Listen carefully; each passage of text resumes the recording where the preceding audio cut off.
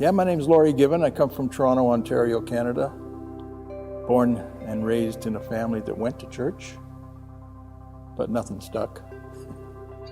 We came out of a family that was dysfunctional, and it had its effect on both myself and my brother. But for me, I became a very selfish person. In 1986, I was working with 85, I was working with a company in Ottawa whose owner died, and ended up coming back here. And that's about when God was starting to work on me. I mean, He had had His hand on me for a long time and saved me from death, literally. We had a baby in 1985, and she was at 22 weeks and she passed away after 3 weeks. And then Leanne came along a year later to the month, and I was having a rough time. Arguments all the time. I was working like a workaholic just to stay, occupied. Wasn't paying much attention with home life. I ended up here in Waterloo where my parents lived, and I was, taking a break, if you might want to call it that. And God just, my brother, having been saved a year and a half prior to that, called me up and invited me over to his place.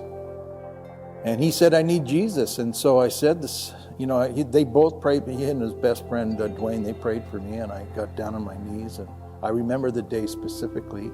It was the Canada Day weekend, 1988. That was the beginning.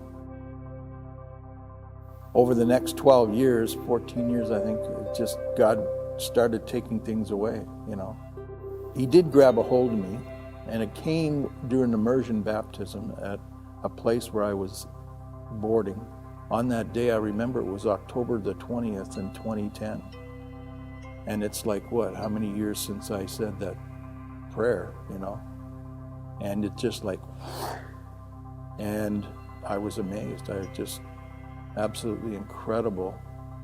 And from that point, God was kept working on me. He took away the self-centeredness. He took away the fear. It's like in Ezekiel, He took out my heart of stone and gave me a heart of flesh. One of the things that happened here, we had a meeting in the office in the middle of March. I had been suffering from a form of depression for quite a long time. It goes back to my teenage years. And it was kind of seasonal. It would come in the spring. And over the years, I used to joke that it was spring fever, or something like that. But that particular day, it was really heavy. Then we have this meeting, and I'm sitting there, and I'm not hearing a thing. I'm just totally. And while I'm sitting there, voice comes to me and says, the reason you're feeling the way you are is because your mother and father were arguing 2 months before you were born. Now, I had never, ever heard that. No one ever said that to me as a possibility, because I hardly ever discussed that situation with anyone. So I'm still sitting there, and then the voice came back and said, the reason they were arguing is because your dad couldn't go fishing with the guys in July because he had to stay home and look after you. And then I knew, this is crazy, this isn't me. And I'm thinking, Lord, is this you? And the end of the meeting, I'm not one to ask for prayer very often, but I said to the guys, I said, listen, this is what's happened. Can you guys pray for me? So I told them what happened. So they started praying for me, each one of them. Laid hands on me, and they each prayed for me. And I'm like this in the chair, and the tears are pouring out. But as I'm sitting there, I could feel at the bottom of my feet, a move coming up my legs, right up through my legs, through my hips, right up through my chest, off the top of my head. And then that depression left. And it's never been back. That's 9 years ago now.